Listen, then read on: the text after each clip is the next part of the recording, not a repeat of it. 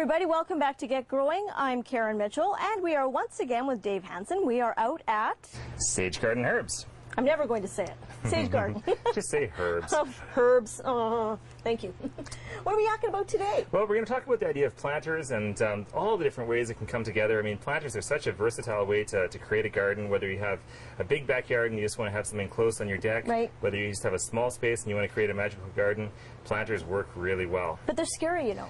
Well, there's some issues with planters, and we're going to discuss just some of the core things. I mean, basically, you can go with everything. This is a leaf. This is a concrete leaf.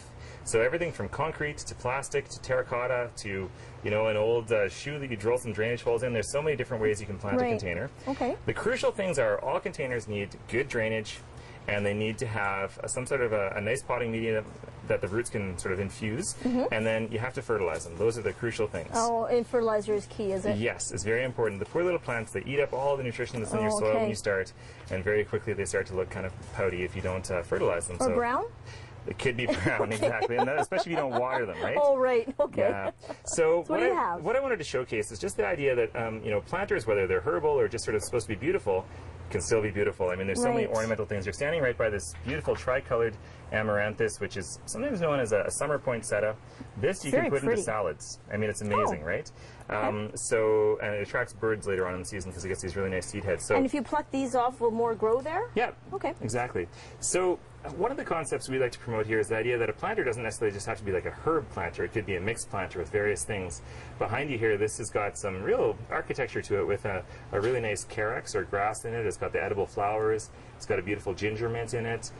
This is a lobelia that's going to get great red flowers. So you can mix things up. It doesn't have to be strictly a herb planter or a flowering planter or, you know, anything like that. You can and I guess you want to do the tall, short. Exactly. You want to organize it in such a way that it's going to be, you know, going to have the look that you're going for. That's another thing that we try to match up when people come to talk to us about planters is, what's your vision? Are you looking for something really practical where you're going to harvest tons of basil? Or are you looking for something that's just going to be really full? For example, I've got this one here with, you know, beautiful variegated peppermint, the edible flowers, lemon thyme, chives, hyssop, rosemary. It's very, very packed. So you're not going to get, you know, a year's supply of, you know, basil for the freezer out of this. Right. But it's going to be great through the summer months. It's going to look really pretty, whatever kind of space you have. People are going to be drawn to it because it looks so great. They're going to want to scratch and sniff. True, and that's great with chives in the middle. I never would have thought of that. Yeah, forget the spikes, right? Yeah. You know, there's so many alternatives these days that are, I think, more fun. Another idea for a planter, this is a black magic cauldron planter. And again, thinking of themes, you know, herbs really lend themselves to themes. And this, we did a solstice event here in the summer, and we were thinking about herbs that are really important in European folklore around the solstice, and a lot of them are considered magical, and they bring you good luck. So this is full of all kinds of magical and good luck herbs. So there's all little stories to be told with a planter. So have fun with it. So it's something like this, like it's edible as well as, I guess, what, the stories? Exactly. So in the cauldron planter, we have some basil, we have some yarrow, we have something called vervain. Vervain is very good for luck. Yarrow is very good in tradition for being able to foretell the future. Okay. Basil, although we know it as a culinary herb, is really well known for its romantic kinds of undertones. So someone who's wanting to date someone in tradition would offer them a basil plant and they'd see how well it grows. And if it faltered, well, bad news for that relationship. If it grows well, all is going to be good. And a little less expensive than 2 dozen long stem red roses, guys. There we go. There you go. Exactly. So with your planters, just have a lot of fun. Choose whatever kind of container you want, but make sure you provide the right kind of light conditions. Think about the structure of your planter. Think about what's going to grow tall, what's going to spill out of it. Right. Think about the drainage holes.